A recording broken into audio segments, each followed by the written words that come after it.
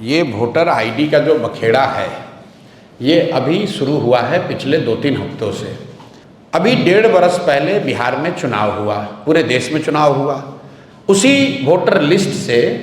देश की पार्लियामेंट का जो सबसे बड़ा सदन है, इस देश का लोकतंत्र का सबसे बड़ा मंदिर है, जिसके जरिए यहाँ के प्रधानमंत्री का चुनाव हुआ है, उसी वोटर लिस्ट से उनका चुनाव हुआ। अब आप बता रहे हैं कि वो वोटर लिस्ट फर्जी है, तो क्या चुनाव आयोग ये स्वीकार करने को तैयार है कि जो पार्लियामेंट का चुनाव हुआ जिसमें मोदी जी प्रधानमंत्री बने वो वोटर लिस्ट सही नहीं था? क्या वो फर्जी लोगों के वोट से बने? और अगर लोकसभा चुनाव के बाद से फर्जी लोग आ गए, जैसा कि बताया जा रहा है सूत्रों के हवाले से कि नेपाली और बांग्लादेश के बहुत सारे लोग बिहार में वोटर लिस्ट में अपना नाम घुसा लिए हैं या बिहार में आके रह रहे हैं, तो इसका दोष, इसका जवाब भी एनडीए की सरकार को ही देना होगा। क्योंकि लोकसभा चुनाव के बाद बिहार में मोदी जी की और नीतीश जी की ही सरकार है, तो आपने ये कैसे अलाउ किया कि बांग्लादेश से लोग आकर यहाँ रह रहे हैं? आपका प्रशासन क्या कर रहा है?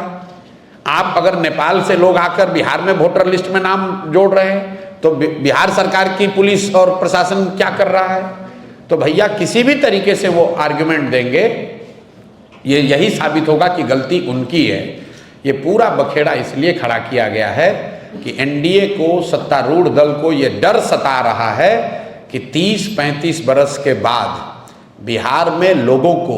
एक नया रास्ता दिख गया है, और खासकर उन लोगों को जो प्रवासी मजदूर हैं, जो गरीब हैं, जो इस व्यवस्था से के मारे हुए लोग हैं, जिनको इस व्यवस्था और इस भ्रष्टाचार से की वजह से जिनका जीना दूभर है, जो जानते हैं वो कभी भाजपा को, लालू को वोट नहीं देना चाहते हैं, और लेकिन मजबूरी में देना पड़ता था, उनके सामने एक जनसुराज का नया रास्ता, नया विकल्प मिल गया है। तो अब भाजपा वाले, एनडीए वाले कोशिश कर रहे हैं कि इस तरह के युवा, इस तरह के प्रवासी मजदूर या समाज के वो वर्ग जो भाजपा एनडीए के खिलाफ वोट देने वाले हैं, उनको वोटर लिस्ट के शुद्धता के नाम पर उनको परेशान किया जाए और जहां तक हो सके उसका नाम काटा जाए।